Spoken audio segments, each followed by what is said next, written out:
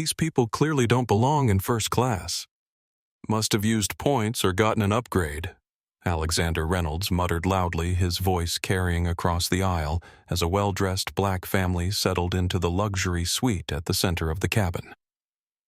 The first-class cabin of Global Ascent Airlines Flight GA547 was Alexander Reynolds' natural habitat. It wasn't just a means of travel. It was an affirmation of his place in the world. The hushed tones, the scent of expensive leather mixed with a hint of jasmine from the hot towels, the deferential smiles from the flight crew. It all reinforced the narrative he had meticulously crafted for his life. As a senior partner at Blackwell Turner and Associates, one of Manhattan's most powerful law firms, Alexander had come to expect a certain level of deference, a recognition of his status that he wore like an invisible crown. Before we dive deeper into this story of arrogance and its consequences, where are you watching from? Drop your city in the comments below. And if you believe in karma and justice, hit that subscribe button and give this video a like. At 42, Alexander wasn't just a lawyer. He was a corporate predator, a closer of billion-dollar deals who believed the world was a simple equation of winners and losers. He was unequivocally a winner. His Armani suit, a masterpiece in charcoal gray, hung perfectly on his tall frame. His Rolex Daytona gleamed under the soft cabin lighting, each tick a quiet testament to his exorbitant hourly rate. His Italian leather briefcase contained the final documents for the Harmony Records acquisition, a deal worth $2.4 billion that would be the crown jewel of his career.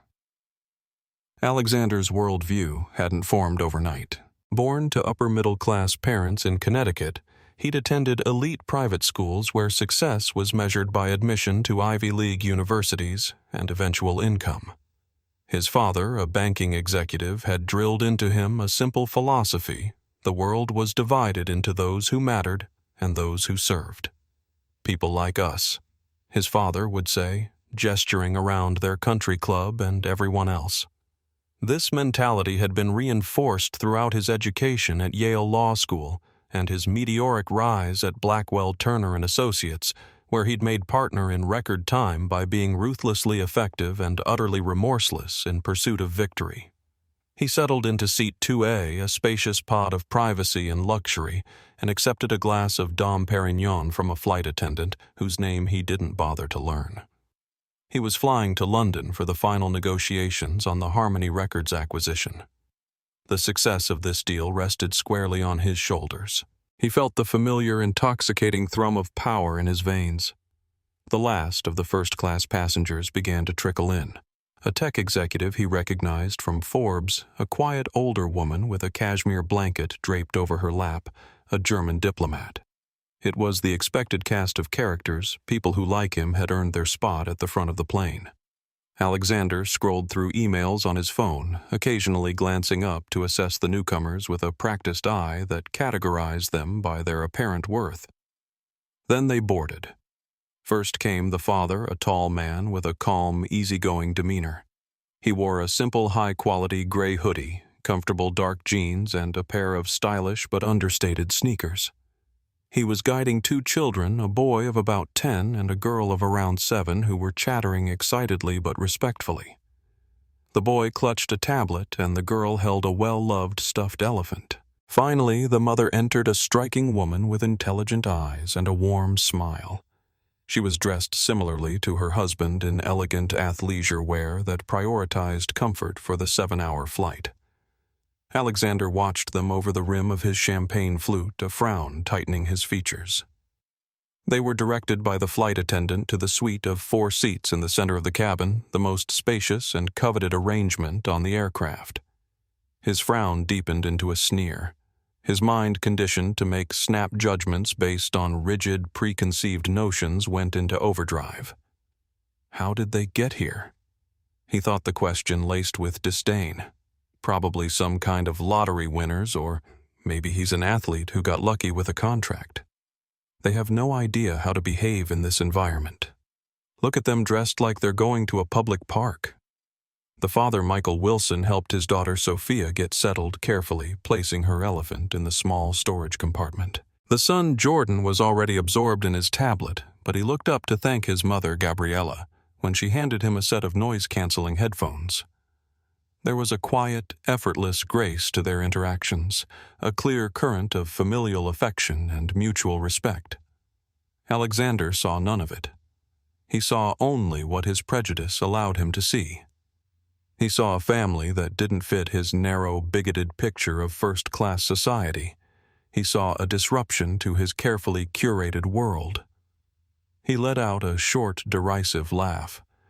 It was just loud enough to be heard by the passenger across the aisle, a woman who gave him a quizzical look. Alexander ignored her. He leaned slightly towards his window, but his eyes were fixed on the family's reflection in the polished veneer of the cabin wall. The father laughed softly at something the little girl whispered to him, a rich, warm sound that filled their space. To Alexander, it sounded like an intrusion, a violation of the unspoken code of quiet decorum. He flagged down the lead flight attendant, a poised woman in her late 30s named Lucia Ramirez. She had the kind of unflappable professionalism that came from years of dealing with demanding passengers. "Yes, Mr. Reynolds," she asked, her smile polite, but her eyes discerning. "Is the cabin completely full tonight?" Lucia Alexander asked, deliberately, using her name to establish dominance. "Yes, sir. Completely booked in all classes." "I see," he said, gesturing vaguely with his champagne flute towards the Wilson family. "I'm just a bit surprised at the relaxed dress code and the noise level." Jordan had let out a small gasp of excitement at his game. Nothing more than a whisper, but to Alexander it was cannon fire. Lucia's smile didn't waver, but a subtle steely glint entered her eyes. "We don't have a dress code in first class, sir. Only a requirement that our passengers feel comfortable. And the family is not being disruptive." "Not yet," Alexander muttered under his breath as she walked away. He took a deliberate, slow sip of his champagne, the cold bubbles doing nothing to cool the hot indignation simmering in his gut. This was his sanctuary, a reward for his hard work, his intellect, his superiority, and these people were tainting it. He promised himself he wouldn't let it stand. The 7-hour flight to London stretched before him, and he was determined to make his displeasure known. He had no idea that he wasn't just starting a petty on-board dispute. He was pulling the pin on a grenade that would obliterate his entire world. As the aircraft taxied to the runway, the cabin settled into the familiar pre-flight rhythm. Alexander, however, found no peace. Every small sound from the center suite grated on his nerves. The soft crinkle of a snack wrapper, the low murmur of Gabriela reading a book to Sophia, Michael's quiet conversation with Jordan about the mechanics of the airplane wing. Each innocent interaction was in Alexander's warped perception an affront. What Alexander couldn't see, what his prejudice blinded him to, was the extraordinary journey that had brought Michael Wilson to that first-class suite. 30 years earlier, Michael had been a 17-year-old kid from South Chicago with nothing but a second-hand keyboard and an uncanny ear for sound. While Alexander had been attending prep school, Michael had been recording local artists in a converted storage room, charging $20 per session to save for college. When major record labels had rejected his early demos, citing concerns about market fit, a thinly veiled reference to his race, Michael had mortgaged everything to start Harmony Records in his basement. He'd slept on studio floors for years, poured every penny back into equipment, and slowly built a reputation for producing sound that transcended genre. It had taken 15 years of grinding work before his first Grammy nomination, and another 5 before Harmony Records became the powerhouse it was today, home to some of music's most innovative artists and a catalog valued in the billions. Gabriela Wilson's story was equally remarkable. The daughter of Dominican immigrants, she'd worked 3 jobs to put herself through college and graduate school, eventually earning her PhD in child psychology. Her groundbreaking research on resilience in children from marginalized communities had transformed therapeutic approaches worldwide. Her best-selling book, The Compassionate Mind, had been translated into 27 languages and had earned her speaking engagements at prestigious institutions globally. The Wilsons had built their empire not on inheritance or connections, but on talent, perseverance, and vision. The casual clothes they wore reflected not a lack of understanding about first class, but a security in their accomplishments that transcended superficial displays of wealth. None of this was visible to Alexander Reynolds as he glared at them from seat 2A. He was a man who thrived on control. In his world, variables were eliminated. Opposing counsel was intimidated. Judges were swayed by impeccable logic. Subordinates were kept in line with a sharp tongue and the constant threat of dismissal. The Wilson family was an unwelcome variable, a splash of vibrant, unpretentious color on his monochrome canvas of privilege. He pressed the call button again. Lucia appeared almost instantly. "Mr. Reynolds, can I get you anything?" "Another champagne, please," he said, holding out his empty glass. "And I really must insist you speak to them." He didn't nod or gesture this time. He simply let his cold, hard stare drift towards the family. "This isn't a playground. Some of us are trying to work and rest before important business meetings." Michael Wilson, who had overheard the comment, glanced over. He didn't scowl or say a word. He simply met Alexander's gaze with a look that was neither hostile nor fearful, but calmly analytical. It was the kind of look one gives a complex puzzle, and it unnerved Alexander more than any angry retort would have. He felt a flicker of something unfamiliar being assessed, and perhaps being found wanting. He quickly dismissed it as arrogance on the other man's part. Lucia's professional veneer remained intact, but her posture stiffened. "Sir, I can assure you if the family's volume becomes a genuine disturbance, I will address it. At present, they are well within the bounds of acceptable conduct. Your definition of acceptable and mine are clearly at odds." Alexander snapped his voice, a low, venomous hiss. "I pay a small fortune to sit in this seat, and I expect a certain standard of service and atmosphere. If you can't provide it, perhaps I should speak with your purser or the captain." It was a classic power play, the kind that usually sent service staff scurrying to appease him. But Lucia didn't flinch. "I am the cabin purser, Mr. Reynolds, and I will not trouble the captain with a non-existent issue. Your champagne, sir." She placed the fresh glass on his console with a steady hand and walked away, her back ramrod straight. Alexander was seething. To be so calmly defied was a new and infuriating experience. He pulled out his laptop, determined to get some work done to immerse himself in the complex legal architecture of the Harmony Records deal and ignore the family. But he couldn't. His focus was shattered. He found himself listening, waiting for a reason to be angry, to be proven right. He watched as Gabriela took out a sketchbook and began drawing her movements fluid and practiced. He saw Michael reviewing what looked like musical scores on a tablet, his brow furrowed in concentration. The children were quiet, absorbed in their own worlds. They weren't loud, they weren't disruptive. They were simply existing, and their calm, self-contained existence was a silent rebuke to his manufactured outrage. His frustration mounted curdling into something uglier. He began constructing a narrative in his head, a story that justified his contempt. They were new money, he decided, flaunting a wealth they hadn't truly earned and didn't know how to handle. He imagined them being loud and obnoxious at a fancy restaurant, cutting lines at the theater, being the very type of people he and his colleagues at the firm mocked in their private dining clubs. Across the aisle, a woman in her early 30s noticed Alexander's persistent glares at the Wilson family. Elena Cortez, a museum curator returning from a New York exhibition, felt a growing unease at his obvious disdain. She'd seen that look before, had been on the receiving end of it herself. As a Hispanic woman who had risen to prominence in a predominantly white field, Elena recognized prejudice when she saw it. Elena observed the Wilson family more closely. The children were well behaved, the parents attentive but not hovering. They were, by any objective measure, ideal passengers. Yet the man in 2A seemed determined to find fault with them. An hour into the flight, lunch service began.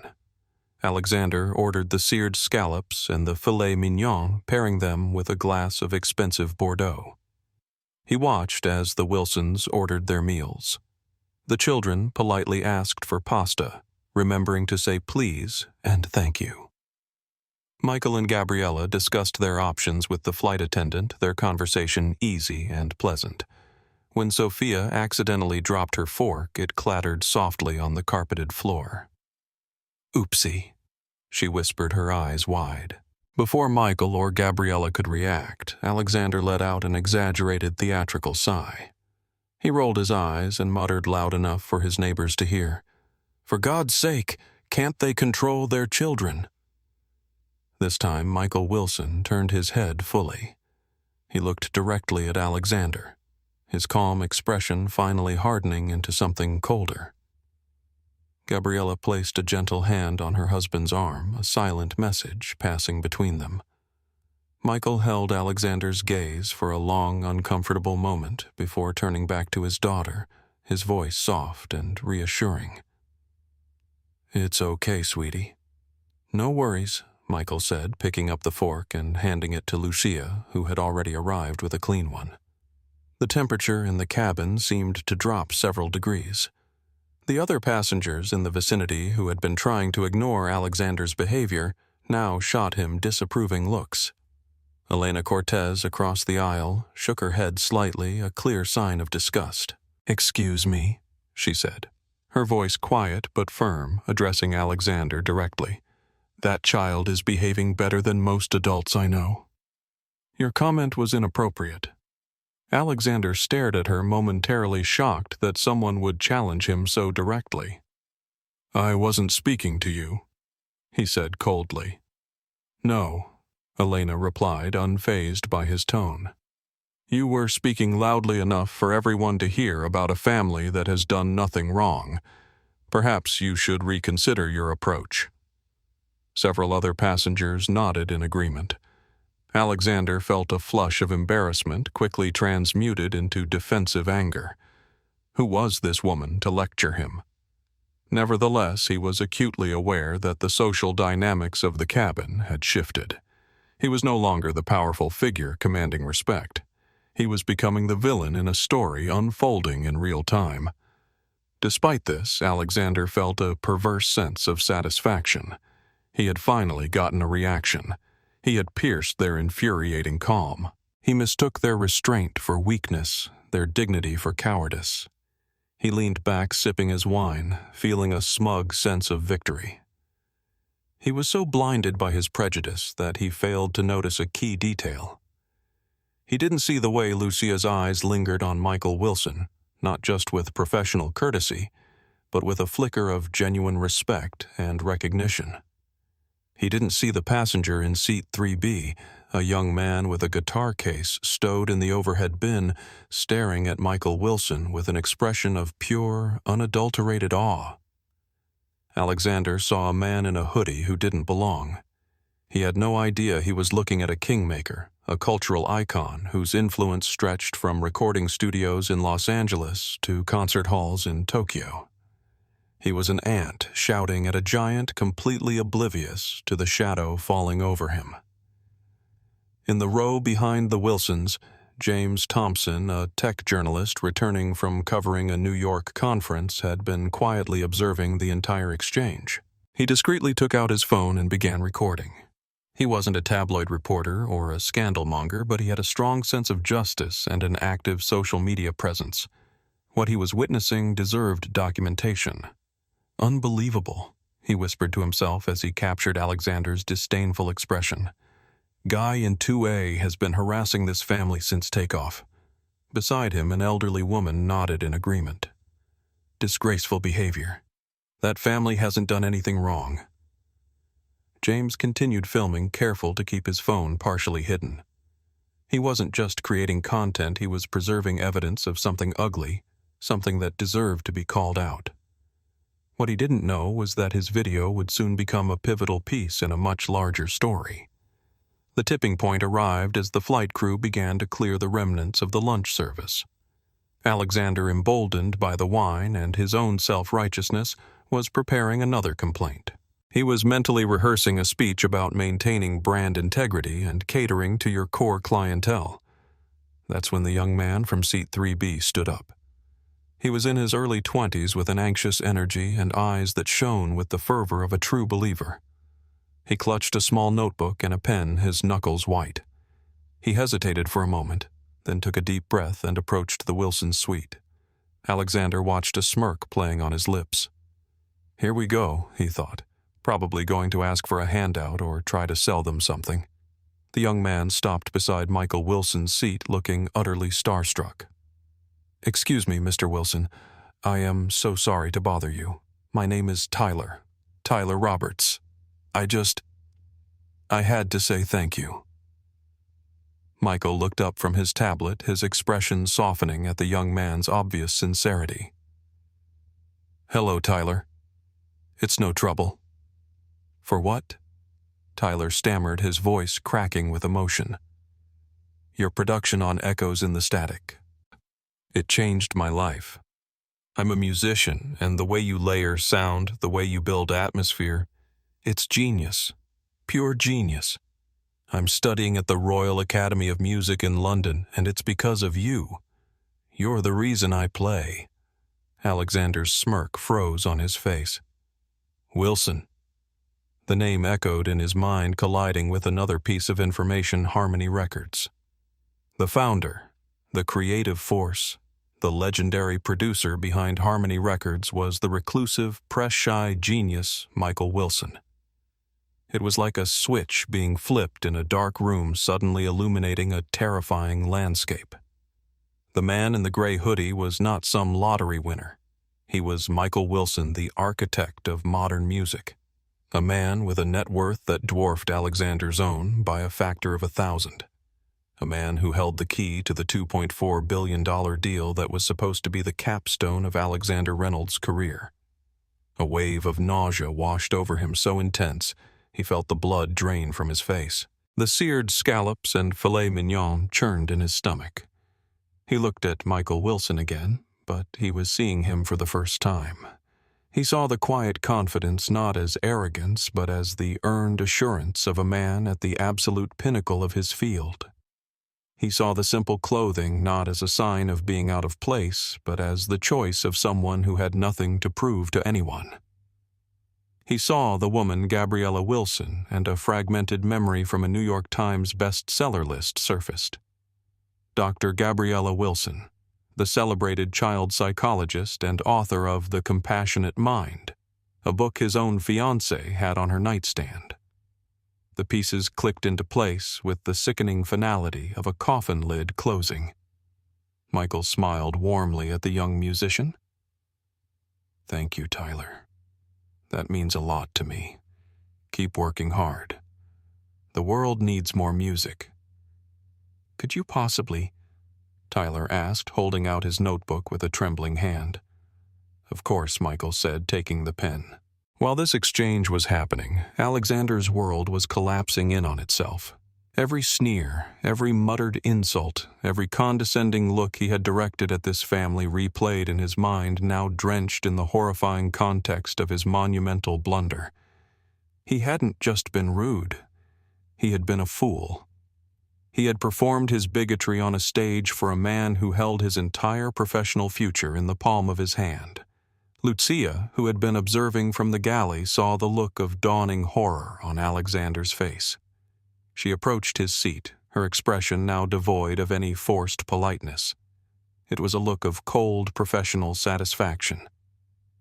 "Is everything all right, Mr. Reynolds?" she asked, her voice neutral, but her eyes conveyed a clear message. "You have made a grave mistake." Alexander could only stare at her, his mouth opening and closing silently like a fish out of water. He felt sweat bead on his forehead. The carefully constructed edifice of his superiority had been pulverized into dust. Across the aisle, Elena Cortez, who had shaken her head in disgust, now looked at Alexander with an expression of pure, unadulterated schadenfreude. She had clearly put it all together as well.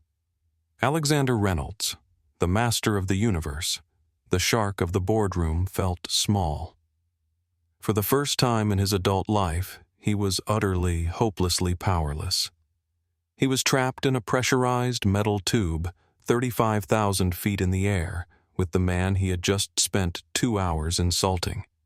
And on Monday morning he was scheduled to walk into a London boardroom and ask that same man to entrust his company's legacy to him.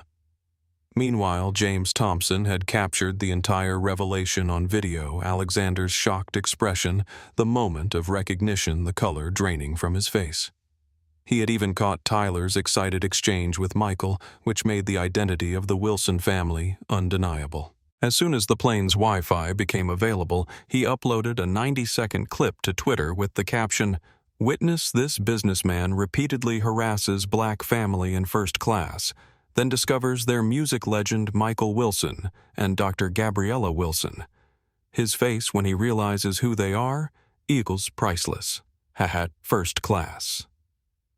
Racism, Michael Wilson, karma, is real." Within minutes, the video began to gain traction. Other passengers, now aware of the Wilsons' identity, discreetly took photos that soon appeared across social platforms.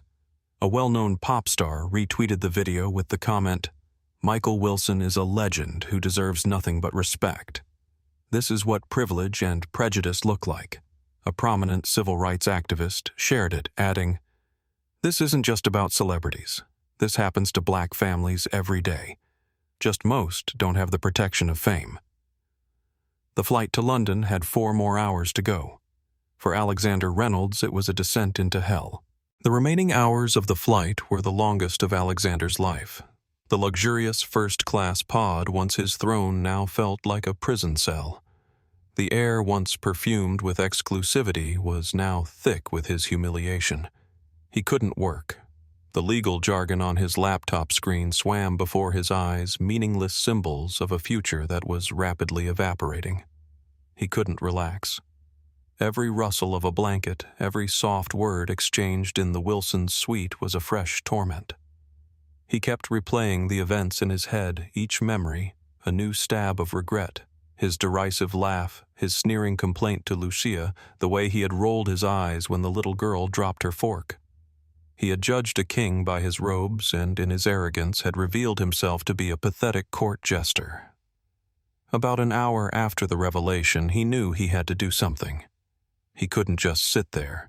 He had to apologize. It wasn't born of genuine remorse for his prejudice, but of a desperate, panicked instinct for self-preservation. He had to salvage the Harmony deal. He had to save himself. He unbuckled his seatbelt, his movements stiff and awkward. He stood up, smoothed his suit jacket, and walked the few steps to the Wilson suite. It felt like walking a mile across a battlefield. Michael was now wearing reading glasses and looking over some documents. Gabriela was dozing, her head resting on a pillow. The children were both asleep, their faces peaceful. Alexander cleared his throat softly. "Mr. Wilson." Michael looked up, his expression unreadable. He took off his glasses and gave Alexander his full attention. The calm, analytical gaze was back, and it made Alexander's skin crawl. I am Alexander Reynolds," he began, his voice sounding strained and foreign to his own ears. "I wanted to offer my most sincere and profound apologies for my behavior earlier. I was inexcusably rude." "There's no excuse. I was stressed, tired from a long week, but that's no justification." He was fumbling the words, clumsy and hollow. He was a man used to commanding a room, to bending others to his will with sharp, precise language. Now he sounded like a child caught with his hand in the cookie jar. Michael Wilson listened patiently, his hands folded in his lap. He didn't interrupt. He simply let Alexander stumble through his pathetic, self-serving apology. "I had no idea who you were," Alexander blurted out. And the moment the words left his mouth, he knew he had made another catastrophic error.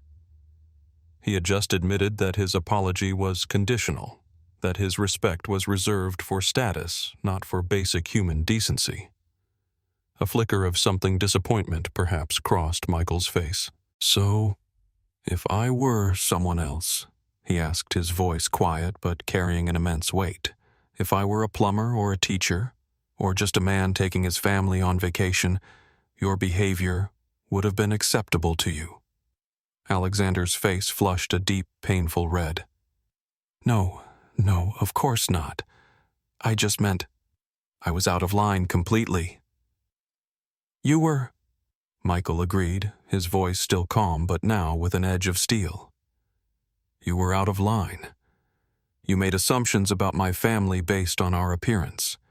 You were loud and disruptive in your complaints about our supposed disruption. You tried to intimidate the cabin crew, and you made my children, who were being perfectly well-behaved, feel uncomfortable." He paused, letting the indictment hang in the air. "My wife and I have worked very hard to build our careers, Mr. Reynolds, but the most important job we have is raising our children to be good, kind people. People who don't judge others based on what they wear or the color of their skin. We teach them to treat everyone with respect, from the CEO to the janitor. It's a lesson you seem to have missed." Alexander felt about 2 inches tall. He had nothing to say. There was no legal argument, no clever rebuttal that could save him. He had been stripped bare, his ugly prejudices exposed to the world. "Your apology, Mr. Reynolds." Michael continued, his voice dropping to a near whisper, "is noted, but it is not accepted. Not because I wish to be cruel, but because it is not genuine. It is born of panic, not principle. You are not sorry for what you thought. You are sorry for who you said it to. There is a profound difference." He picked up his reading glasses, a clear gesture of dismissal. "Now, if you'll excuse me, I'd like to get back to my work. I hope you have a pleasant rest of the flight." Alexander stood there for a moment longer, desperate to salvage something, anything from the wreckage. "Mr. Wilson, I know our firms have a meeting scheduled for Monday. I hope that meeting will proceed as planned," Michael interrupted, not looking up from his documents. "I make business decisions based on data and strategy, not personal feelings. But I do consider character to be relevant data, Mr. Reynolds. Very relevant." The dismissal was clear. Defeated, Alexander retreated to his seat. The polite, devastatingly precise rejection was worse than any shouting match. He slumped into his chair, the luxurious leather offering no comfort. He was a dead man flying. He pulled the cashmere blanket up to his chin, but a deep, unshakable chill had settled into his bones. What Alexander didn't know was that his public humiliation had been captured. James Thompson, the tech journalist, had recorded the entire apology attempt. He hadn't intended to post it initially, but the sheer arrogance of Alexander's non-apology, "I had no idea who you were," had changed his mind. As soon as the plane's Wi-Fi service allowed, he uploaded the full exchange as a follow-up to his initial tweet. Update. Watch the non-apology. "I had no idea who you were" tells you everything you need to know. Michael Wilson's response is masterful. #first-class racism. Michael Wilson. The compassionate mind. By the time the plane began its descent into London Heathrow, the video had already amassed 200,000 views and was climbing exponentially. The hashtag #first-class-racism was trending nationally, with celebrities, civil rights leaders, and everyday people sharing their own experiences of being judged by their appearance. A prominent news anchor tweeted, "Michael Wilson's calm dignity in the face of blatant prejudice is a masterclass in grace under pressure." A well-known actress added, "I've been in first class with my kids and gotten those exact same looks. The only difference is I couldn't shut it down like Michael Wilson. This happens every day." The story was rapidly evolving from a viral moment into a cultural conversation about prejudice, power, and accountability. Alexander didn't sleep a wink for the remainder of the flight. He just stared out the window at the endless, indifferent darkness, watching the first faint hints of dawn break over the horizon. A dawn that promised a new day he now wished would never come. The descent into London Heathrow was, for Alexander, a descent into a personal abyss. The familiar morning light over the English countryside seemed gray and foreboding. The gentle chime signaling the final approach sounded like a death knell. As the wheels touched the tarmac with a soft bump, a jolt went through him. This was it. The bubble had burst. Reality was no longer 35,000 feet away. It was right here on the ground, waiting for him. He remained in his seat as the other first-class passengers began to disembark.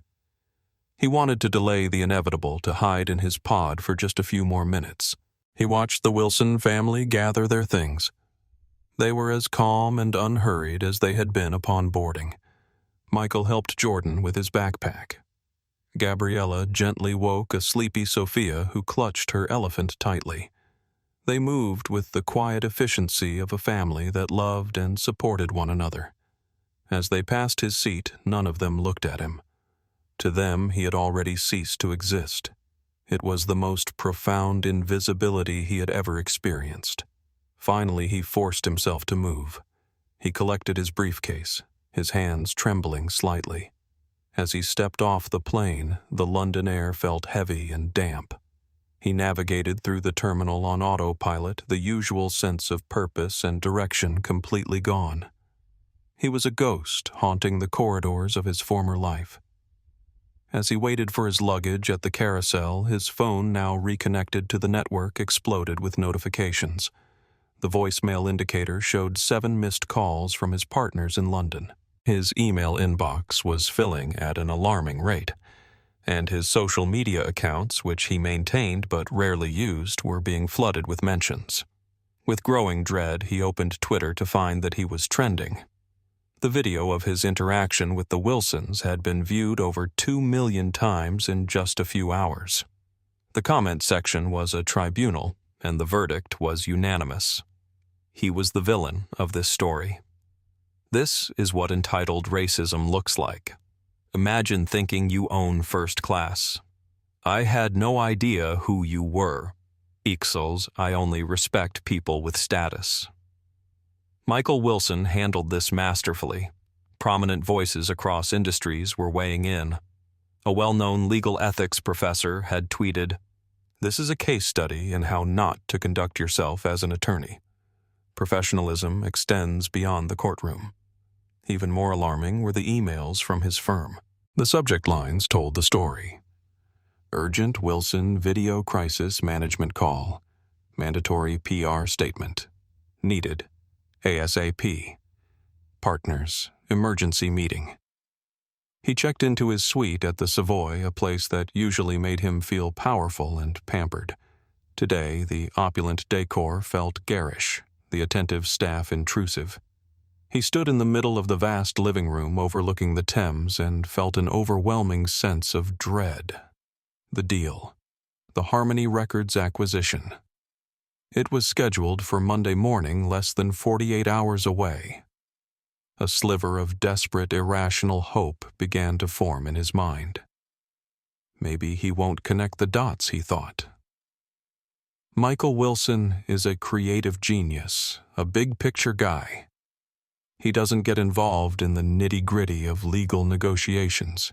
He'll send his executives, his lawyers. He won't even be there. He'll forget all about the man on the plane. This flimsy hope became his lifeline. He clung to it throughout the weekend. He tried to work to prepare. He spread the deal documents across the antique mahogany desk, trying to immerse himself in the familiar world of clauses, liabilities, and indemnifications. But Michael Wilson's face, his calm, disappointed eyes, kept superimposing itself over the legal text. The words of his dismissal echoed in the silent room. "You are not sorry for what you thought. You are sorry for who you said it to." Meanwhile, across London, in a sleek penthouse apartment overlooking the city, Michael Wilson was having a very different morning. He sat at a glass table tablet in hand, scrolling through the viral video that had exploded overnight. It was himself and Alexander Reynolds captured in high definition, the entire exchange preserved for posterity. James Thompson's video had been picked up by major news outlets. It had been retweeted by celebrities, commented on by social justice advocates, and dissected by cultural critics. In less than 12 hours, it had amassed over 10 million views. The comments section was a unanimous jury, and the verdict was damning for Alexander Reynolds. This is what privilege looks like. That non-apology is everything wrong with corporate America. I had no idea who you were, translation. I only respect people with status. Michael Wilson's response was pure class. Michael sighed, setting down his tablet.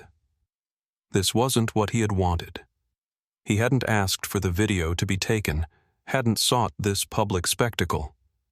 But he also recognized that this moment had resonated with millions because it reflected a truth that needed to be acknowledged. His phone buzzed with a text from his lawyer, Sophia Nguyen. Have you seen the video? How do you want to handle the meeting tomorrow? Michael thought for a moment, then typed back, I'll be there in person. No change in plans. He set down his phone and looked out at the London skyline, the city coming alive in the morning light. He had built his career on the belief that music could bridge divides, that art could create understanding. But he also knew that sometimes a clear boundary needed to be drawn, a message needed to be sent. Tomorrow's meeting with Blackwell, Turner and Associates would be that message. Gabriela joined him on the balcony, wrapped in a robe, her face concerned. I saw the video is everywhere, she said quietly. How do you feel about that? Michael considered the question. Conflicted, he admitted. I didn't want our family to become some viral object lesson, but if it starts a conversation about how people are treated... He trailed off, then continued. I just wish people could see each other as human first before all the other labels. Gabriela nodded, understanding. As a psychologist who had worked extensively with children affected by prejudice, she knew better than most the damage that casual bigotry could inflict. What will you do about the meeting tomorrow? She asked.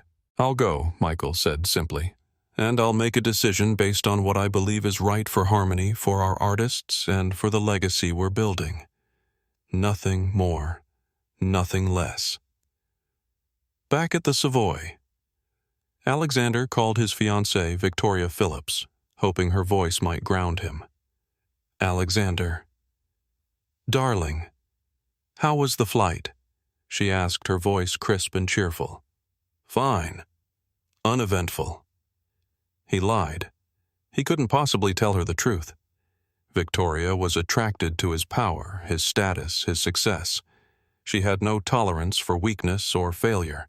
To tell her what happened would be to admit a catastrophic lapse in judgment, a fatal chink in his armor. Excellent, she said. Just close this harmony deal and come home a hero. I saw the most divine diamond bracelet at Tiffany's today. Consider it a celebratory gift for me. The call ended, leaving him feeling emptier than before. His relationship, his career, his entire life was built on the foundation of being Alexander Reynolds the winner. If that foundation cracked, everything would come tumbling down. On Sunday night, sleep offered no escape. He tossed and turned his mind a feverish carousel of disastrous scenarios. He dreamt he was in the boardroom, but instead of lawyers, the room was filled with the Wilson family. Sophia sat at the head of the table holding her stuffed elephant, and in a small, clear voice she said, "No deal. You were mean."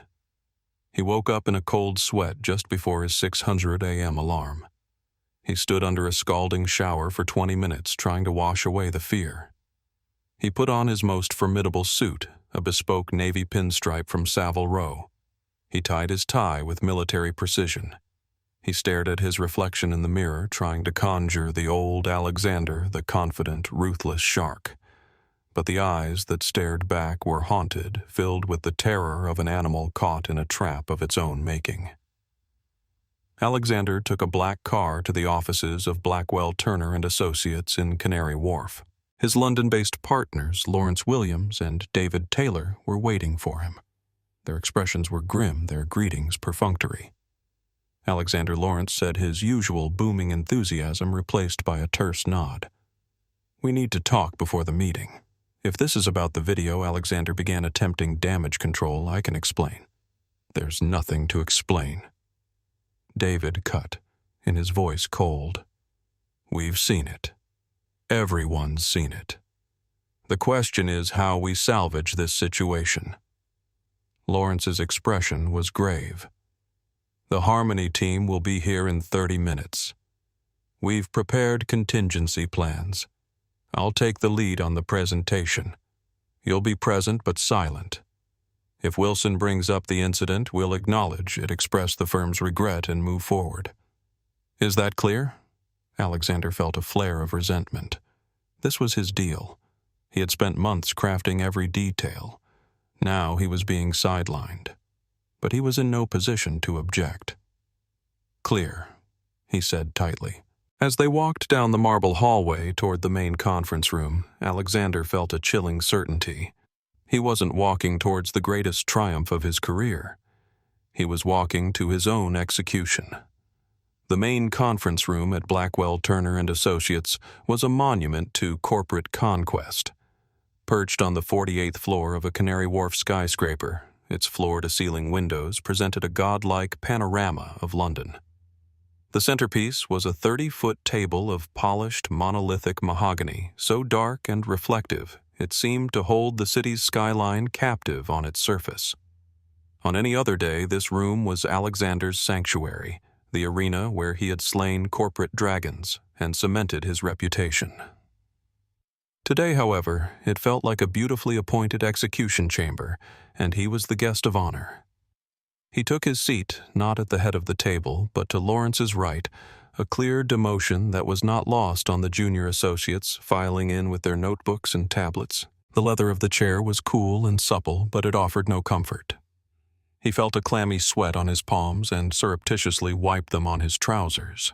His partners, Lawrence and David, flanked him, their faces stone masks that betrayed nothing of the crisis they were navigating. "The final documents are prepared," Lawrence said to the assembled team, deliberately not acknowledging Alexander's role in their creation. "Let's focus on the core terms and be prepared to address any concerns about valuation." Alexander wanted to speak, to assert himself, to remind everyone that this was his deal, his triumph. But he remained silent. He had become a liability, not an asset, and he knew it. At precisely 10:00 a.m., the grand double doors of the conference room swung silently open. A woman in a sharp, dark gray business suit entered, followed by a younger male associate. Alexander's heart leaped with a wild, irrational flicker of relief. It was just the lawyers, no Wilson. Perhaps he would survive this after all. The woman, presumably Ms. Nguyen, walked with a confident stride, her expression professional and unreadable. But she stopped just inside the room, turning back toward the doorway as if waiting for someone. And then he entered. Michael Wilson stepped into the room, and it was as if the atmospheric pressure instantly changed. Gone was the man in the simple hoodie and jeans. In his place stood a titan of industry, dressed in an exquisitely tailored navy suit that fit him with the ease of a second skin. He wasn't loud or ostentatious, but he commanded the room with an aura of quiet, unassailable authority that made every other powerful man in that space, Alexander included, seem like a boy playing dress-up. His eyes, the same calm, analytical eyes from the plane, swept across the room and settled on Alexander. There was no flicker of surprise, no hint of anger. There was only a cool, level acknowledgement that was more terrifying than any outburst could ever be. In that single, silent glance, Alexander knew this was no coincidence. This was a reckoning. Lawrence, doing his best to salvage the situation, rose to his feet, his face beaming with a politician's practiced warmth. "Mr. Wilson, what an unexpected honor. We weren't certain you'd be joining us.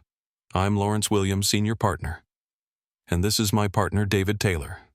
And of course, you must know our lead on this deal, Alexander Reynolds." With a grand, sweeping gesture, Lawrence presented Alexander as if he were the prize exhibit. Michael Wilson's gaze remained locked on Alexander as he walked slowly, deliberately toward the table. He didn't approach the waiting chairs or extend a hand to the effusive Lawrence. He stopped a few feet away, a silent, powerful statue.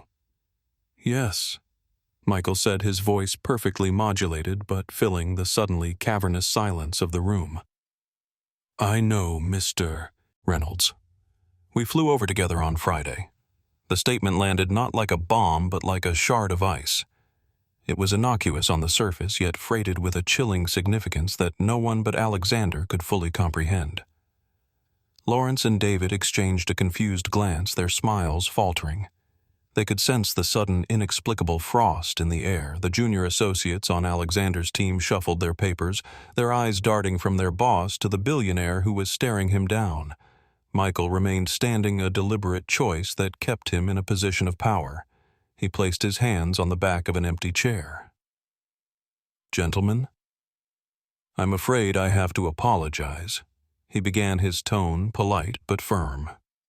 "It seems we've all wasted a trip this morning. We won't be needing your services today or any day in the future." A collective, audible gasp went through the Blackwell, Turner and Associates team. Lawrence's jaw literally dropped. I don't understand, Mr. Wilson," he stammered, the color draining from his face. "The deal is all but finalized. We've worked on this for 6 months. Our terms are exactly what you asked for. Is there a last-minute issue? Your legal terms are fine. Miss Nguyen has assured me of that." Michael set his eyes, still boring into Alexander, pinning him to his chair. "My issue isn't with the paperwork. It's with the character of the people I'd be getting into business with." He let that indictment hang in the air, heavy and damning. He then turned his gaze from Alexander and addressed the entire stunned room. "I founded Harmony Records from a tiny studio in my basement 30 years ago." He continued, his voice resonating with a quiet passion that was utterly captivating. "It's more than a business to me. It is a culture.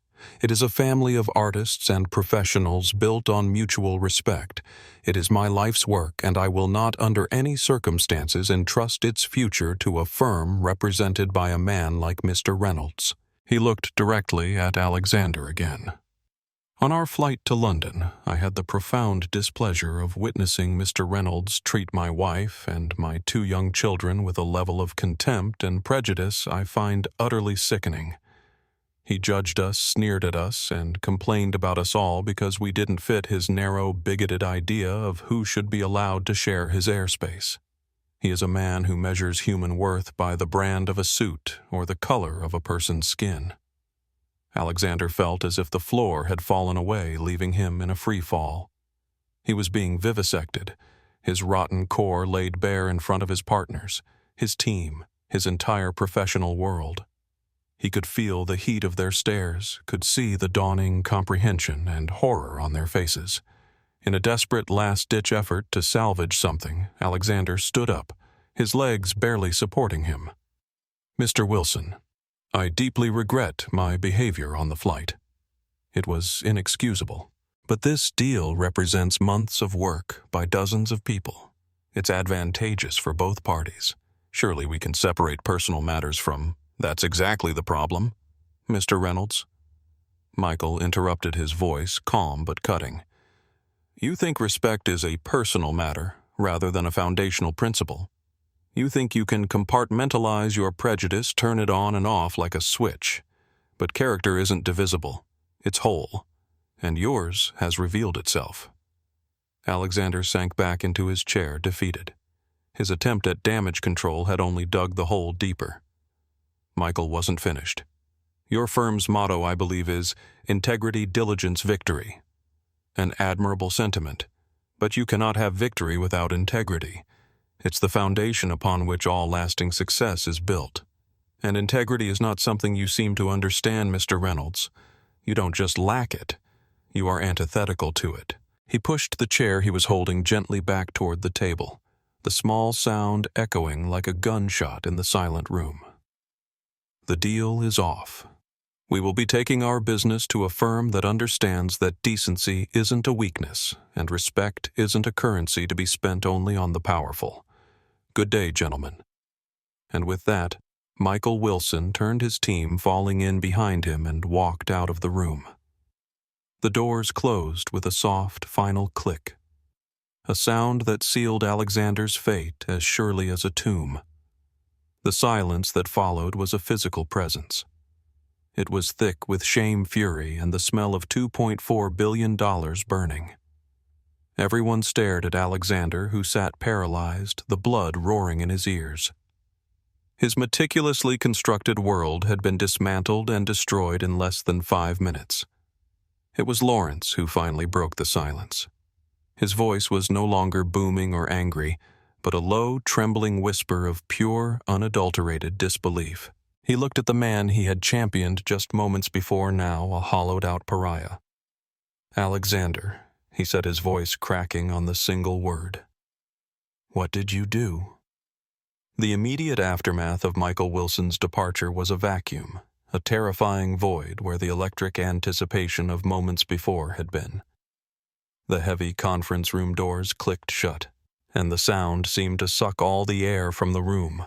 For a full 10 seconds, the only sound was the faint hum of the city outside the panoramic windows, a world that was suddenly, irrevocably alien to Alexander. He sat frozen, the blood in his veins turning to ice. His partners, Lawrence and David, and the entire legal team stared at him, their faces a gallery of disbelief morphing in slow motion into a unified mask of horror and fury. What did he mean, Alexander? David finally asked, his voice strained. "What happened on that plane?" Alexander opened his mouth, but no sound emerged. His throat was desert dry. How could he explain? How could he possibly frame his behavior in a way that wouldn't destroy the last threads of his professional reputation? Before he could formulate a response, Lawrence's personal assistant burst into the room, tablet in hand, her face pale with urgency. "Sir, you need to see this. It's all over social media." She placed the tablet in front of Lawrence. The screen showed a video, the viral clip of Alexander's confrontation with Michael Wilson on the plane. Lawrence and David huddled over the device, their expressions darkening with each passing second. The younger associates pulled out their phones, finding the same footage replicated across platforms. The video had exploded beyond Twitter, spreading to Instagram, Facebook, and major news sites. Major networks were running segments on the incident. The hashtag #FirstClassRacism was trending globally, with millions sharing their own experiences of prejudice. Well-known musicians were releasing statements of support for Michael Wilson, praising his dignity and calling out Alexander's behavior. The crisis had transcended social media to become a full-blown cultural moment with Alexander as its unwilling villain. "I had no idea who you were," Lawrence quoted, looking up at Alexander with a mixture of disgust and disbelief. "That was your apology, to say you wouldn't have been an absolute bigot if you'd known he was Michael Wilson." The room erupted into chaos. Associates whispered urgently to each other. Phones buzzed with incoming messages. Lawrence and David stepped away from the table, conferring in heated, hushed tones. Alexander remained in his chair, the center of a storm he had created. "This isn't just about the deal," David muttered to Lawrence loudly enough for Alexander to hear. "This is an existential threat to the firm. We're being painted as a haven for entitled bigots." "The damage control will be astronomical," Lawrence agreed. "And that's assuming we can salvage anything at all." They turned back to Alexander, their expressions hardened into stone. "My office." Now Lawrence ordered.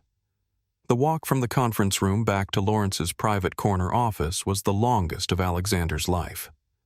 The polished marble floors, usually a pathway to power, felt like a green mile. The whispers started instantly, a sibilant tide rising from the junior associates and paralegals in the open plan areas. He could feel dozens of eyes on him, not with sympathy, but with the morbid, ravenous curiosity of a crowd watching a public shaming. He was no longer Alexander Reynolds, the formidable senior partner. He was a spectacle, a cautionary tale being born in real time. Inside the office, the thick oak door was slammed shut. The sound a sharp crack of doom. The pretense of civility was gone. Lawrence, a man whose bonhomie was legendary, was transformed. His face was a thundercloud of purple rage, a $2.4 billion deal. "Alexander?" He roared, his voice, usually so smooth and persuasive, now a ragged, guttural weapon. He slammed a fist on his desk, rattling a row of silver-framed family photos. The biggest acquisition in the 120-year history of this firm. Gone. Evaporated. Because you couldn't keep your mouth shut on an airplane. Alexander flinched as if struck. He tried to speak to Marshall, the formidable legal mind that had won countless battles. He opened his mouth, but only a dry, rasping sound came out. His brain, his greatest asset, was a traitor replaying Michael Wilson's calm, cutting words on an endless loop. "I can fix this." He finally managed the words hollow even to his own ears. "I can reach out to Wilson personally, explain." Explain what? Lawrence interrupted, his voice dripping with scorn. "That you're not really a bigot. That you just play one on airplanes.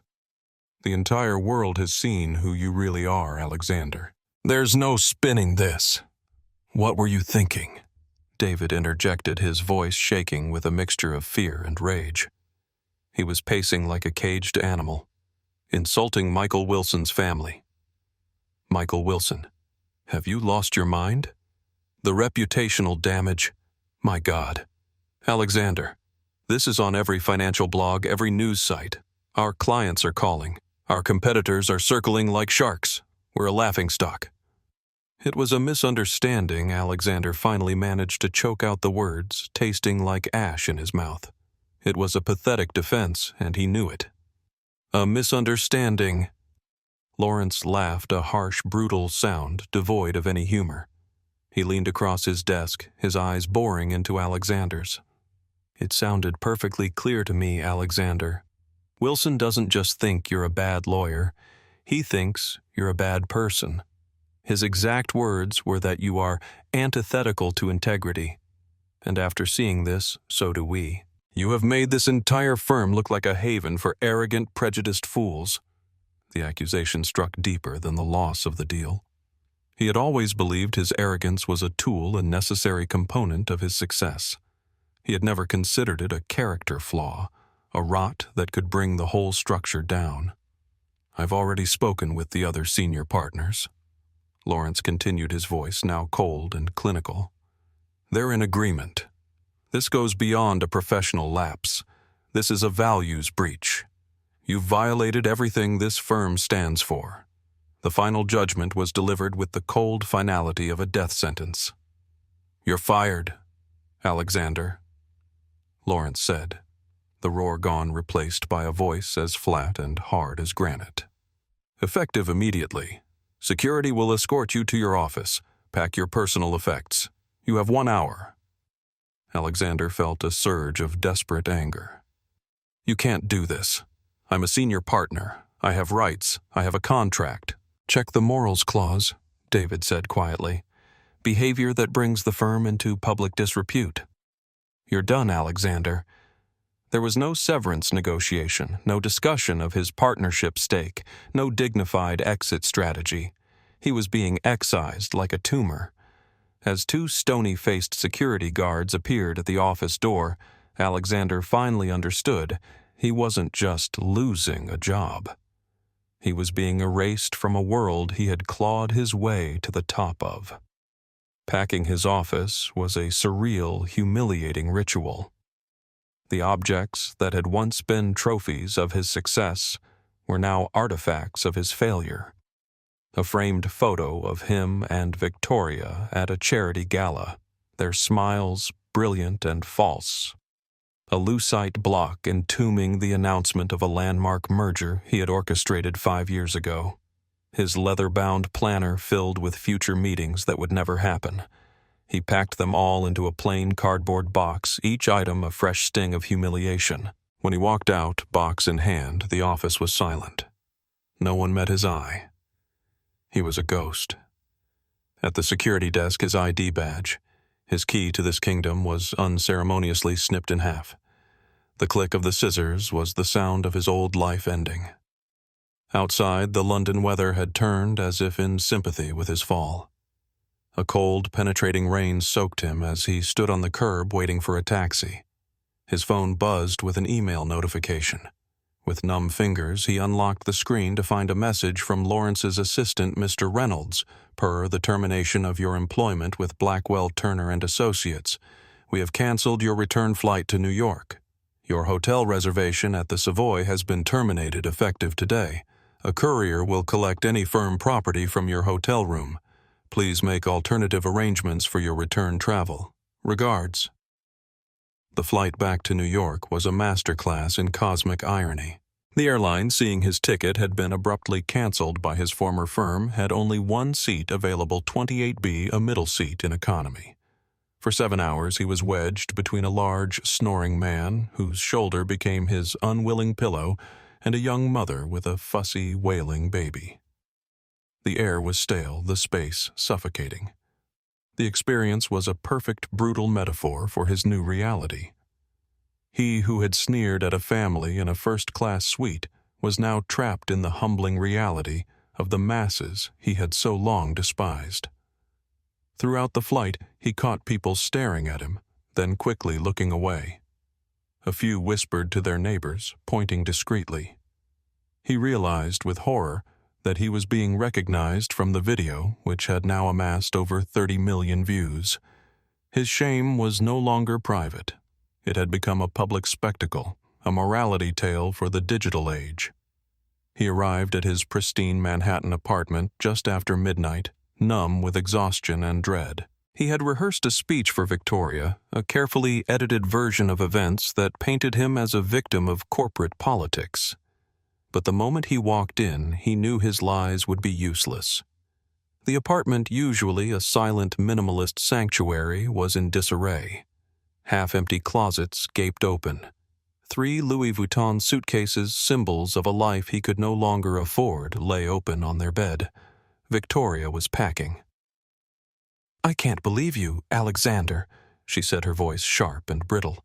She didn't look at him, focusing with intense precision on folding a silk dress. "I knew you were arrogant, but I never thought you were this stupid." "Victoria, please let me explain." Explain what? She snapped, finally turning to face him, her beautiful face, which he had once considered one of his finest acquisitions, a mask of cold fury. "That you blew the biggest deal of your life because you decided to pick on some random family on a plane. And it turns out they're not just some family, but the goddamn Wilsons. You're a laughingstock. I got 3 calls about it before your plane even landed. My father called. He was displeased. Her cruelty was a surgeon's scalpel, precise and deep. I was with you for your power, Alexander, for your success, for the life you provided, the penthouse, the galas, the respect. You don't have that anymore. You're not just fired. You're finished. No reputable firm in this city will touch you after this. You're radioactive." She zipped her last bag with a vicious tug and walked toward the door, pulling it on its wheels. She paused at the threshold, not for a moment of sentiment, but for one last, devastating blow. "That Tiffany's bracelet I mentioned, I bought it myself this afternoon on your black card before it gets declined. Consider it a parting gift. Goodbye, Alexander." The door slammed shut. The sound echoed in the cavernous apartment, a final deafening punctuation mark on his utter desolation. He was alone. In the weeks that followed, Victoria's prediction proved horrifyingly accurate. The story of Alexander Reynolds' downfall became an infamous piece of Wall Street lore. He was a punchline, a cautionary tale whispered in hushed tones over martini lunches. The video of his airplane confrontation with Michael Wilson continued its viral trajectory. A prominent late-night host had featured it in his monologue, roasting Alexander's non-apology to thunderous audience laughter. Opinion pieces dissected it as a case study in privilege and prejudice. Law schools used it in ethics classes as a real-time example of professional conduct gone catastrophically wrong. Within the legal community, his name became toxic. A major legal blog ran a series titled The Reynolds Effect, When Personal Conduct Destroys Professional Value. Former colleagues who once courted his favor now denied ever having been close to him. The same partners who had celebrated his aggressive tactics now condemned them as signs of a deeper character flaw they claimed they'd always suspected.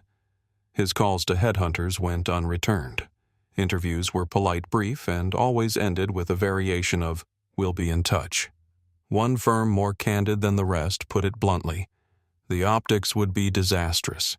We can't risk the association." Meanwhile, Michael Wilson's reputation soared. The grace and dignity he had shown in the face of Alexander's prejudice had elevated him from respected industry figure to cultural icon. Profiles emphasized his journey from a basement studio to industry leadership, his commitment to artist rights, and his philanthropic work. Gabriela's book, The Compassionate Mind, shot to the top of bestseller lists with readers finding new relevance in her insights about empathy and respect. The Wilson family had made no public statements about the incident, which only enhanced their standing. Their silence was interpreted as class, as a refusal to capitalize on another's downfall. In reality, Michael had simply moved on to what mattered more: the music, the artists, and his family. The deal Alexander had lost was quickly picked up by Montgomery and Reed, a rival firm that had long courted Harmony Records. They closed at $2.6 billion, $200 million more than what Alexander had negotiated. The news was like salt in an open wound. He was forced to sell the apartment, the Rolex watch, the art, the Armani suits. Everything that had defined him was liquidated to cover his debts. The luxury items that had once seemed essential revealed themselves to be dead weight anchors, dragging him toward financial ruin. 6 weeks after the incident, Alexander found himself sitting in a nondescript coffee shop in Queens, scrolling through job listings on his laptop. His $5 million Manhattan penthouse had been replaced by a small third-floor walk-up with peeling paint and a view of a brick wall. His $3,000 suits had given way to off-the-rack basics. His black American Express card, once a symbol of his limitless purchasing power, was now a memory. He was doing freelance contract reviews for a fraction of his former rate. The work was tedious and soul-crushing, the legal equivalent of fast food service, but it was all he could get. His arrogance had been stripped away layer by painful layer, leaving behind a hollowed-out man he barely recognized. As he nursed a cheap coffee and picked at a day-old muffin, his phone buzzed with a news alert: Harmony Records acquisition, finalized by Montgomery and Reed.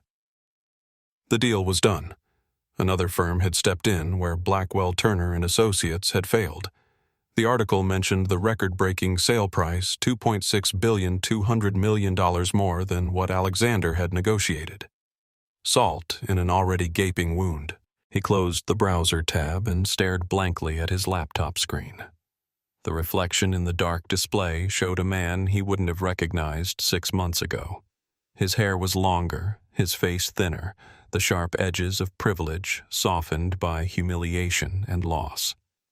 The confident gleam in his eyes had been replaced by a wary caution, the look of a man who had been burned and was afraid of fire. The social isolation was perhaps the cruelest punishment. His social circle, built on status rather than genuine connection, had evaporated like morning dew. Former friends didn't return calls. Invitations dried up. He was no longer an asset to be cultivated, but a liability to be avoided.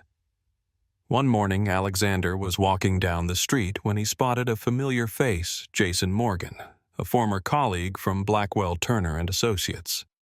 For a brief, hopeful moment, Alexander raised his hand in greeting. Jason's eyes met his. Recognition flashed, and then deliberately unmistakably, Jason turned away, crossing the street to avoid him. The rejection stung. It wasn't the first, but each one carved away another piece of his former identity, forcing him to confront the hollow nature of the relationships he'd built. They hadn't been friendships, but transactions, alliances of convenience with other climbers who had no use for him now that he had fallen. That evening, as Alexander trudged up the creaking stairs to his apartment, he found himself thinking about Michael Wilson's parting words. "You are not sorry for what you thought. You are sorry for who you said it to." For the first time, he allowed himself to consider the possibility that Wilson had been right. His apology had been transactional, a desperate attempt to salvage a deal rather than a genuine acknowledgement of wrongdoing. He had been sorry not for his prejudice, but for directing it at someone with the power to hurt him back. Inside his sparsely furnished apartment, Alexander collapsed onto a second-hand couch. The contrast to his former life was stark and painful. The Italian marble countertops had been replaced by chipped laminate. The floor-to-ceiling windows overlooking Central Park were now a single grimy pane facing an air shaft.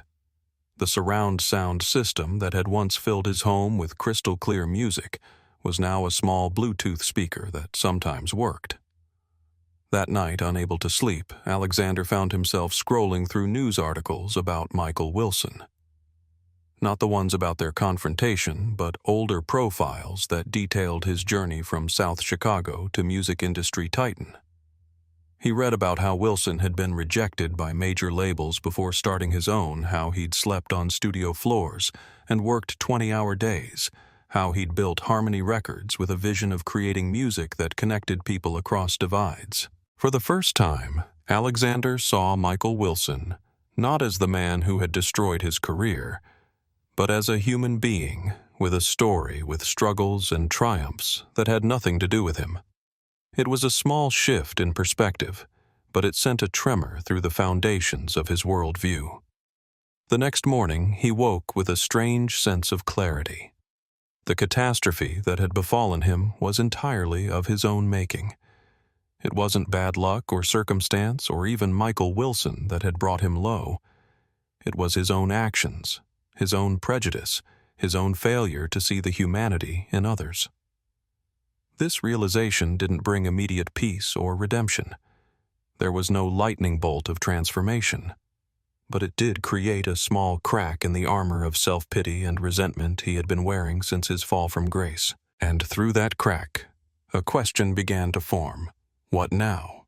One evening, as Alexander was walking through his new neighborhood, a diverse working-class area he would have sneered at in his previous life, he passed a community center with a sign in the window. Volunteer tutors needed for after-school program. He paused, staring at the sign. He had time now. Too much time. And the emptiness of his days was becoming its own form of torture. What did he have to lose? The next day he returned and offered his services. The program director, a harried but kind woman named Maria Rodriguez, didn't recognize his name. She saw only a man with legal training who was willing to help high school students with their civics homework. She assigned him a small table in the corner of a noisy classroom, and for 2 hours twice a week, Alexander Reynolds, former titan of Wall Street, helped teenagers understand the basics of the American legal system. The first day at the community center was a shock to Alexander's system. The chaos, the noise, the casual disregard for his former status, all of it was disorienting. He sat at his assigned table, watching students rush past without acknowledging him, feeling more invisible than he ever had before. "Don't take it personally," Maria told him, noticing his discomfort. "They don't know you yet. Trust takes time to build. Trust takes time to build." The concept was foreign to Alexander, who had always commanded respect through position and power rather than earning it through character and consistency. This was a world where his Ivy League degree and former partnership meant nothing. Here he would be judged solely on what he could contribute. For the first few sessions, students trickled to his table reluctantly only when directed by Maria. They asked perfunctory questions, barely listened to his answers, and left as quickly as they could.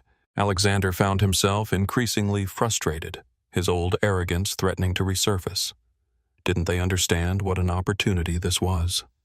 Then, in his third week, a girl approached his table voluntarily, Ayesha Khan.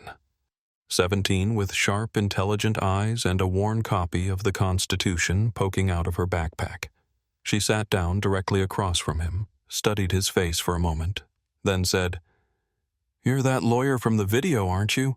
The one who got fired for being racist on a plane." Alexander felt the blood drain from his face. He'd been recognized. His instinct was to deny it, to defend himself, to retreat into the familiar patterns of deflection and minimization. But something stopped him. Perhaps the direct, unflinching way she was looking at him, not with malice or mockery, but with simple curiosity. "Yes," he admitted. "That's me." Aisha nodded, apparently satisfied with his honesty. "I want to go to law school. Columbia, if I can get in. I have questions about the LSAT." And just like that, she moved past his infamy to what mattered to her, her future. Alexander found himself answering her questions about law school admissions, study strategies, and career paths. For the first time since his fall, he felt useful. Not powerful, not important, but simply of service.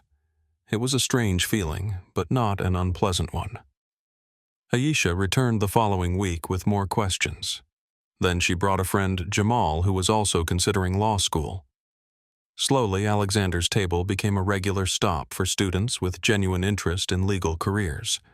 They didn't defer to him the way associates at his firm had.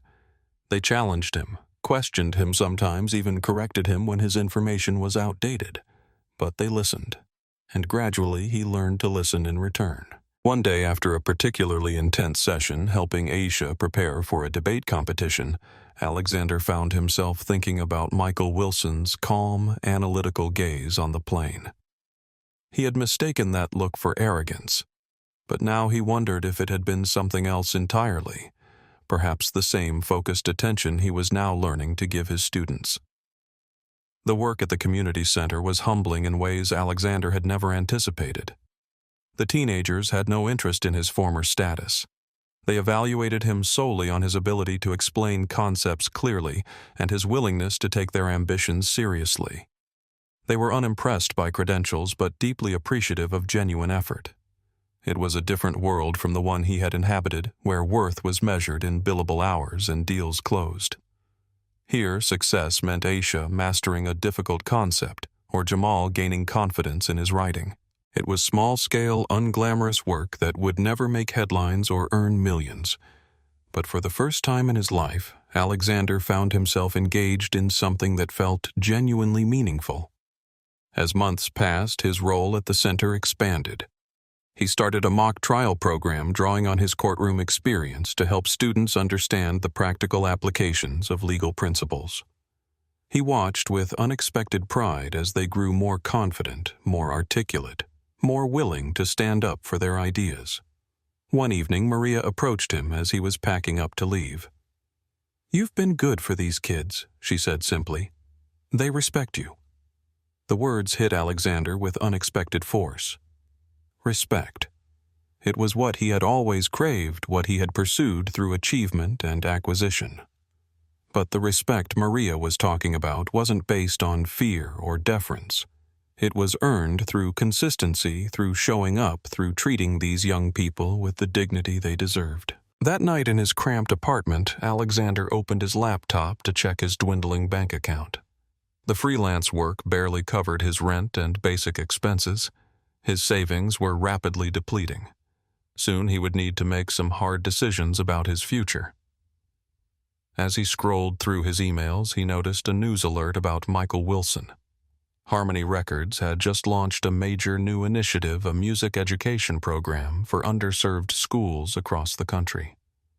The article quoted Wilson.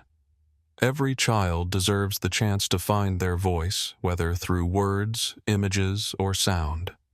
Talent doesn't care about zip codes." Alexander stared at the screen, struck by the parallel paths they were now on.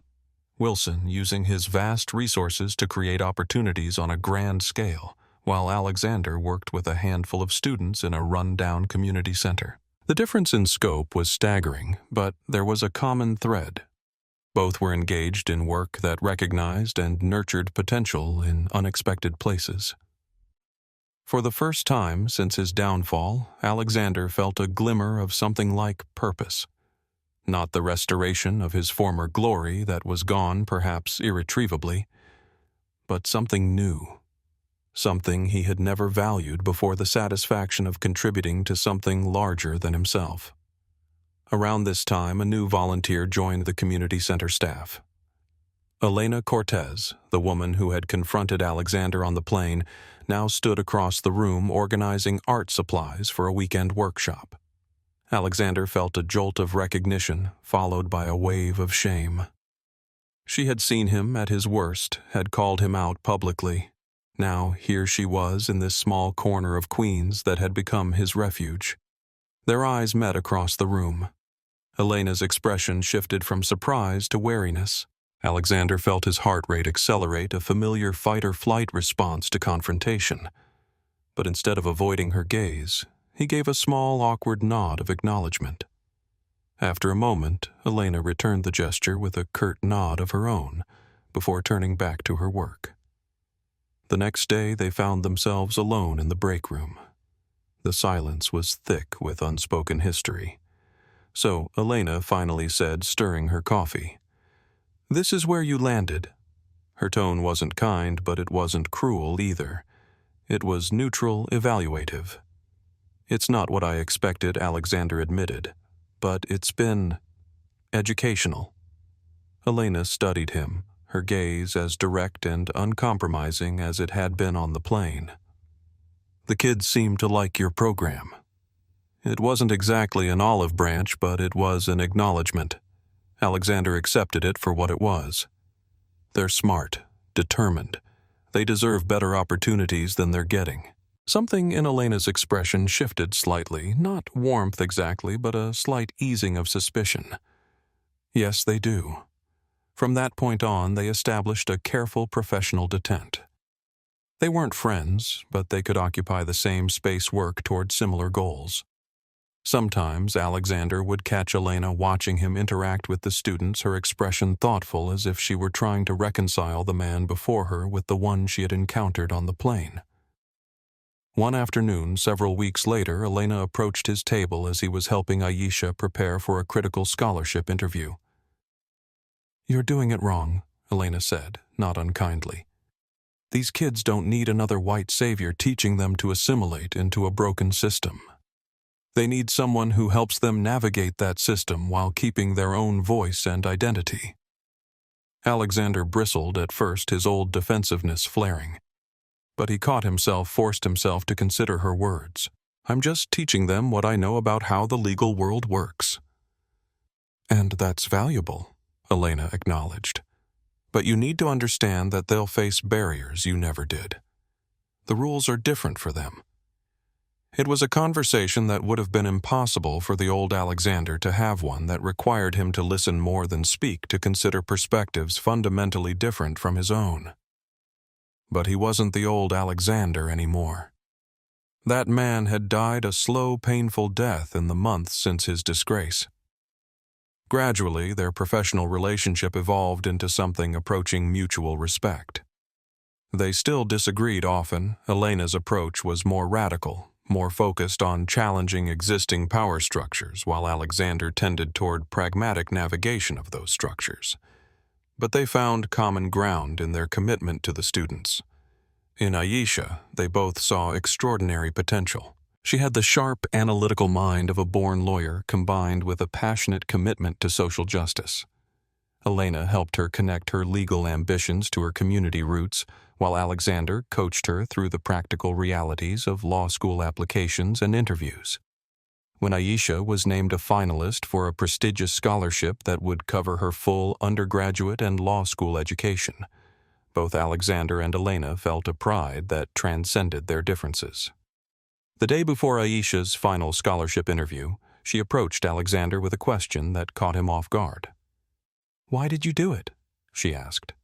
"On the plane, I mean." "The video. Everyone's seen it. You must have known better." Alexander sat back in his chair, the familiar shame washing over him.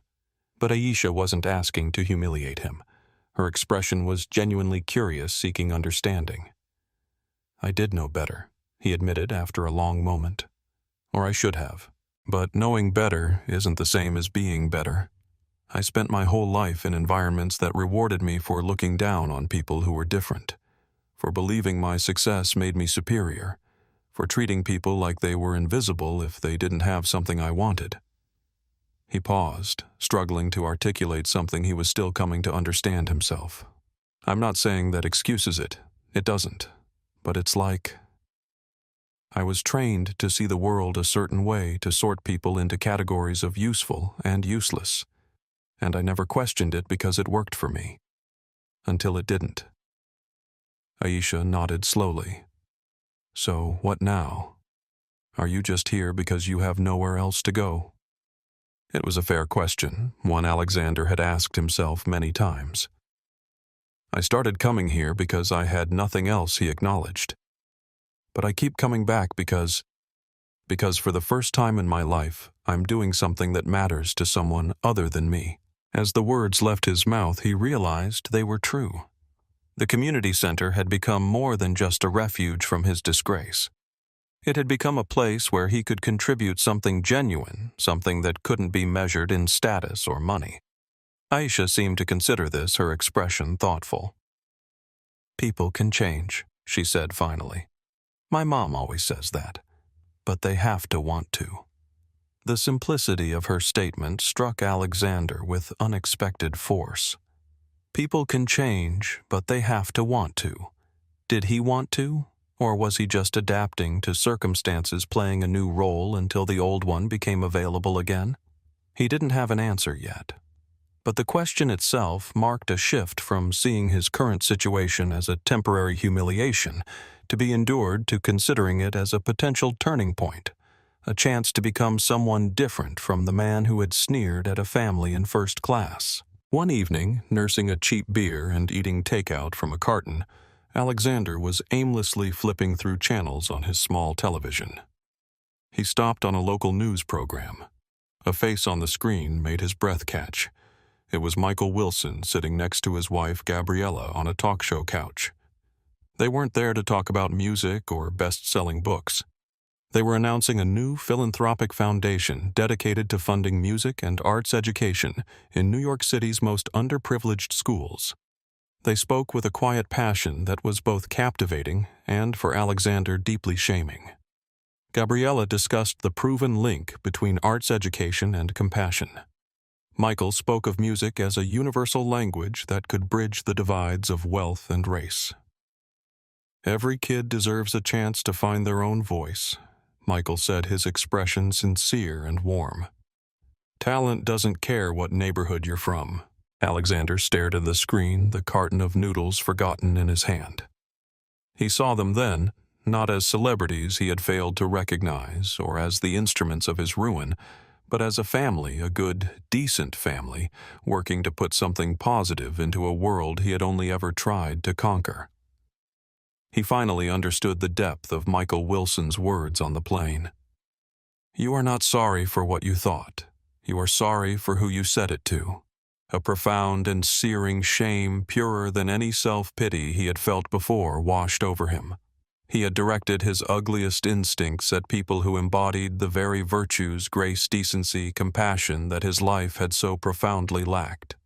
In the flickering blue light of the television and the shabby silence of his tiny apartment, Alexander Reynolds finally understood that the karma he'd received hadn't just taken his job or his fiancée. It had taken his delusions, leaving him with nothing but the devastating, undeniable truth of the man he had been. The realization didn't come with a lightning strike of clarity or a dramatic vow to change. It arrived quietly, settling into his consciousness like a stone dropping into still water, the ripples spreading outward, touching every aspect of his life. Spring arrived, melting the last of the winter snow. Alexander continued his work at the community center, his role gradually expanding. He started a mock trial program for the high school students, channeling his courtroom experience into something constructive.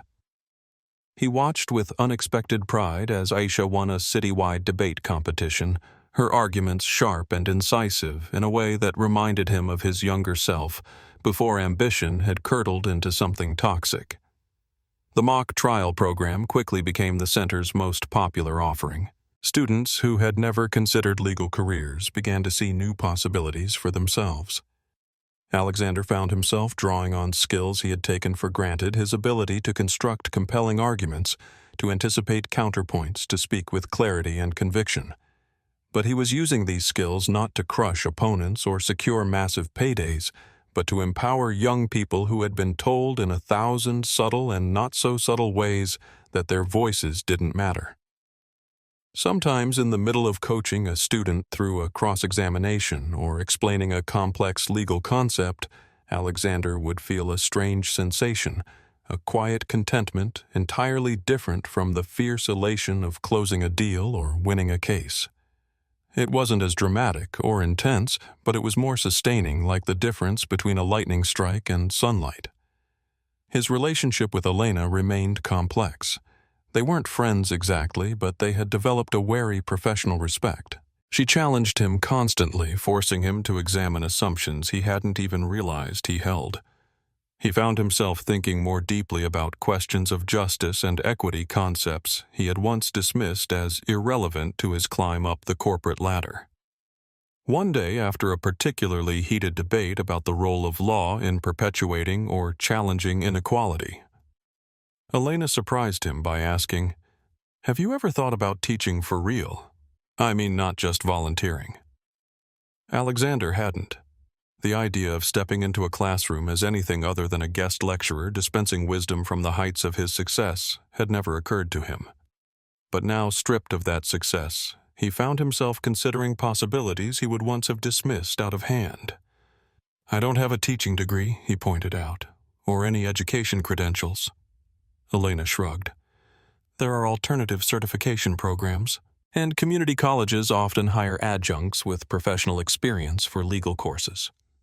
She paused, then added, with a hint of her usual directness, "You're good at explaining things when you're not being condescending.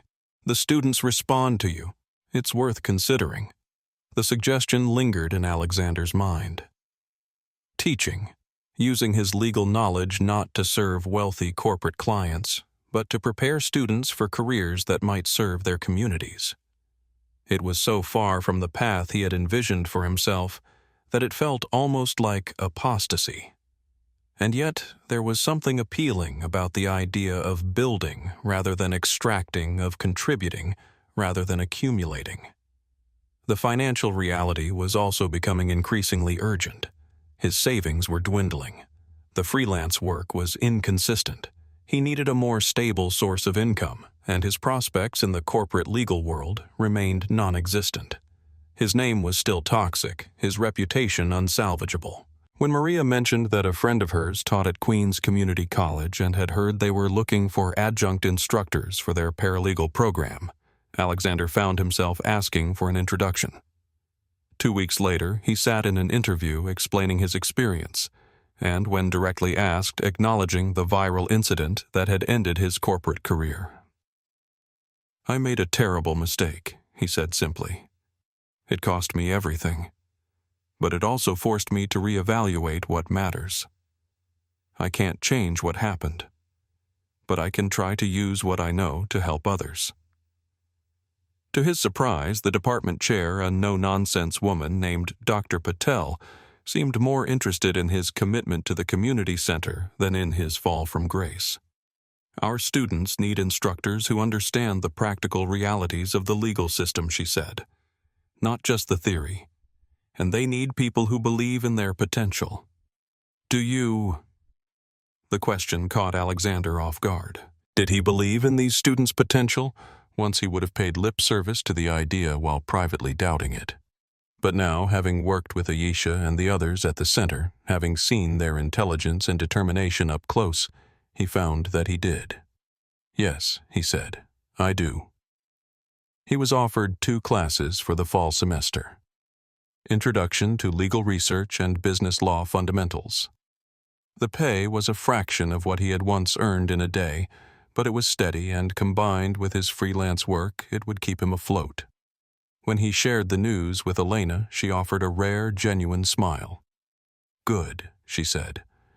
Now make sure you're teaching them not just how to navigate the system, but how to question it." Alexander found himself smiling back. "I'm still working on that part myself." "Aren't we all?" Elena replied, and for the first time there was a warmth in her voice that suggested the possibility of friendship. As summer progressed, Alexander threw himself into preparing for his fall classes. He approached the task with the same meticulous attention to detail that had once made him a formidable corporate attorney, but with a new awareness of the diverse backgrounds and needs of his future students.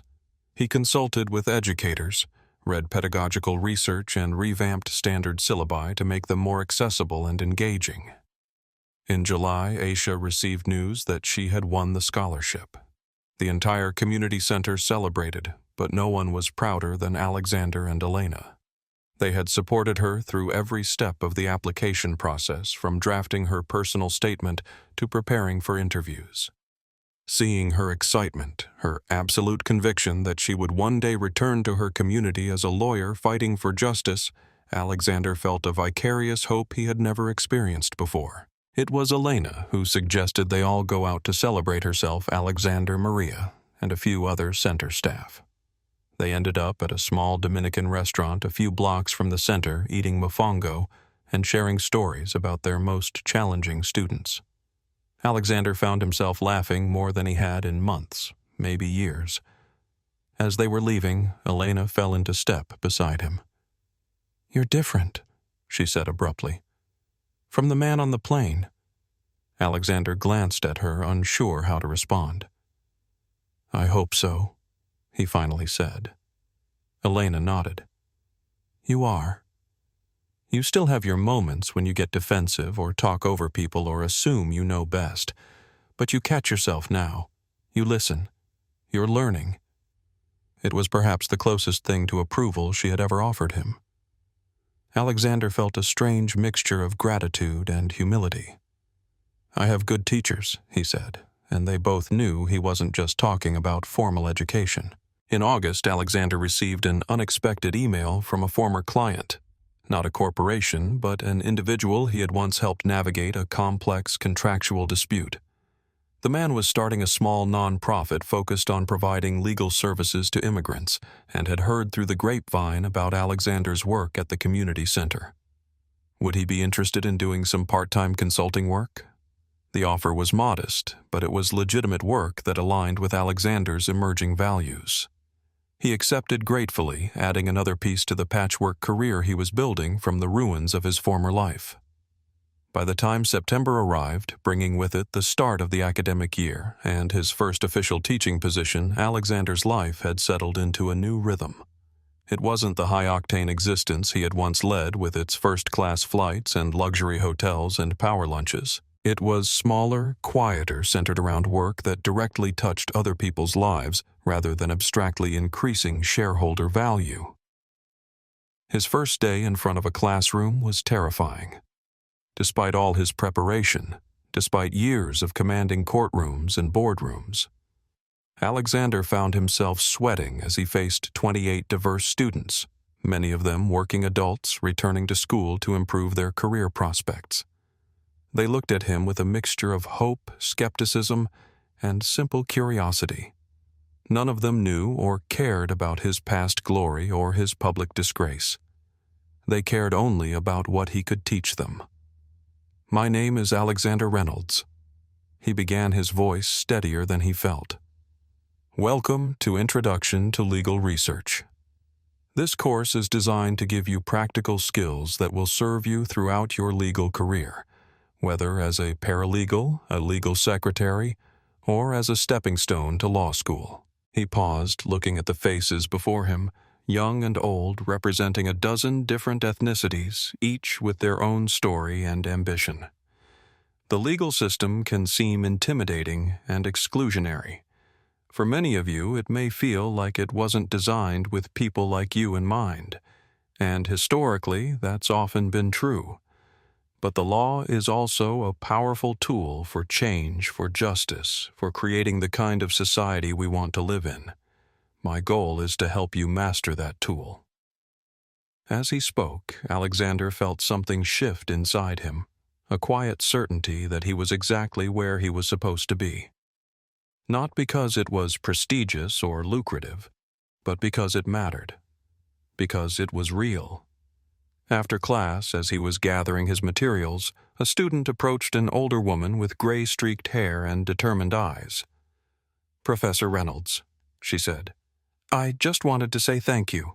I've been a legal secretary for 20 years, and I'm finally getting the education I always wanted. Your class is going to make a difference for me, Professor Reynolds." The title felt strange unearned, but the gratitude in the woman's eyes was genuine, and it touched something in Alexander that all the corporate accolades and bonuses never had. This wasn't about his ego or his status. It was about being of genuine service. "You're very welcome, Ms. Garcia." Teresa Garcia.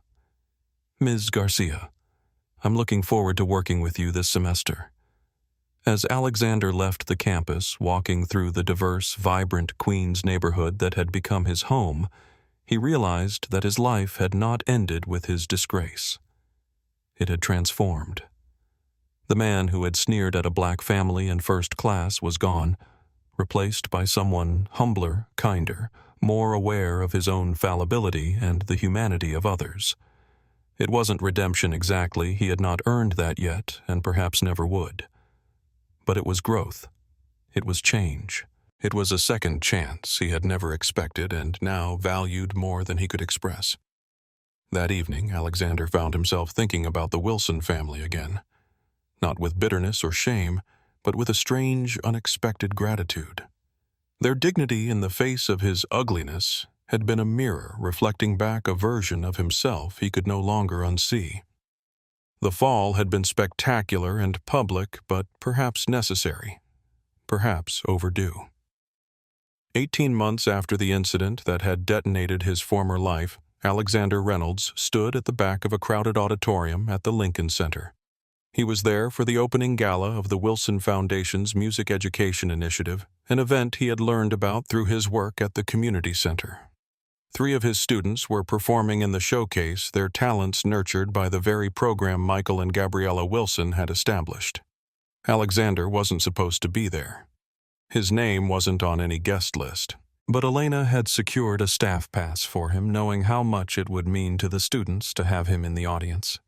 He stood quietly dressed in a simple suit that bore no designer label, watching the performances with genuine appreciation. The Wilson family sat in the front row. He could see the back of Michael's head, Gabriela's elegant profile, the children taller now sitting attentively as young musicians from across the city showed what they had learned over the past year. Alexander felt no bitterness, no resentment. There was only a quiet acknowledgement of the strange symmetry of the moment. 18 months ago, his life had shattered because he had judged people based on appearances. Now he was here anonymous in the crowd, celebrating the success of students whose worth had nothing to do with their clothes or their bank accounts. As the event concluded and people began to file out, Alexander remained in his spot at the back, waiting for the crowd to thin before he approached his students to congratulate them. It was then that he saw Michael Wilson standing alone for a moment as Gabriela spoke with one of the program directors. Their eyes met across the auditorium. There was a flash of recognition in Michael's gaze, a moment of genuine surprise. Alexander felt his heart rate accelerate, a primal fight-or-flight response to seeing the man who had witnessed his worst self. But he didn't flee. Instead, he offered a small, respectful nod, an acknowledgement without presumption. To his shock, Michael returned the gesture with a slight nod of his own. It wasn't forgiveness or reconciliation. It was something much simpler, a basic human acknowledgement between 2 people whose paths had crossed in a significant way. The moment lasted less than a second before Gabriela rejoined her husband and they moved toward the exit, surrounded by well-wishers and supporters. But it stayed with Alexander long after the auditorium had emptied. Alexander quickly sent back a congratulatory text to Aisha. His chest swelled with genuine pride, not the self-satisfied arrogance of his previous life, but something warmer and more generous. Her success felt meaningful to him. in a way that closing billion-dollar deals never had. As he prepared for his day, Alexander reflected on how much had changed. 2 years ago, he would have scoffed at the idea that he would find fulfillment in a modest existence helping teenagers from working-class backgrounds navigate the complexities of the legal system. His former self would have seen his current life as failure, a humiliating fall from the heights of corporate power. Now he understood that his previous definition of success had been tragically limited. The community center had recently secured additional funding, a small grant that would allow them to expand their programs. Alexander had been instrumental in writing the proposal, applying the persuasive skills that had once closed massive corporate deals to the more meaningful task of securing resources for underserved youth. That afternoon, as he sat with a group of students discussing their college applications, Maria approached him with an unexpected proposition. "We've been approved to hire a full-time program director for the Legal Education Initiative," she said. "The board unanimously wants to offer you the position." Alexander was stunned. "Are you sure my background is precisely why you're perfect for this?" Maria interrupted. "You understand both worlds. You can teach these kids not just how the system works, but how to navigate it with integrity, something you've learned the hard way." The salary was a fraction of what he had once earned. The office would be a corner desk in a noisy community center rather than a corner suite in a Manhattan skyscraper. But the offer represented something he had thought forever beyond his reach, a chance to rebuild not just a career, but a life with purpose. "I'd be honored," he said simply. That evening, Alexander met Elena for dinner at a small neighborhood restaurant.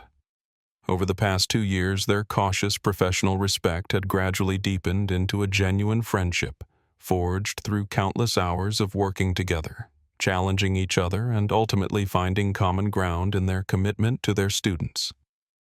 "Maria told me about the job offer," Elena said as they settled at their table.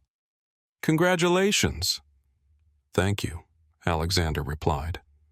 "It's not what I imagined for myself, but it's real," Elena finished for him. "That's what matters." Alexander nodded, grateful for her understanding. 2 years ago, I thought I knew exactly who I was and what I wanted. I had my whole life planned out: partnership at the firm, maybe a judgeship. Eventually, the right wife, the right address, the right everything. And none of it was real. It was all just performance. "And now?" Elena asked. "Now I'm just trying to be useful," Alexander said. "To actually contribute something instead of just taking." Elena studied him thoughtfully. "You know, when I saw you on that plane, the way you looked at the Wilson family, I've been on the receiving end of that look my entire career. People who see my name or my face and make instant judgments about whether I belong." She paused. "I never thought I'd end up working alongside you, let alone considering you a friend." "I wouldn't have thought it either," Alexander admitted, "but I'm grateful for it." Over dessert, their conversation turned personal in a way it rarely had before. Elena spoke about her journey from a first-generation college student to museum curator to arts educator. Alexander shared stories from his early days as an idealistic law student before ambition and the corporate culture had reshaped his values. "You know," Elena said thoughtfully, "what happened to you was karma. No question. But what you've done since, that's been choice. Every day you've chosen to be different, to learn to listen. That matters." Her words touched Alexander deeply. He had spent so long seeing his transformation as something forced upon him by circumstance, rather than something he had actively participated in. But she was right. Somewhere along the way, he had begun to choose this new path, not just accept it as punishment. As they walked back to their respective apartments, a comfortable silence between them, Alexander found himself thinking about all the unlikely turns his life had taken. How his worst moment had led through pain and humiliation and loss to something unexpected and valuable. How he had found connection and purpose in a place he once would have dismissed as beneath his notice.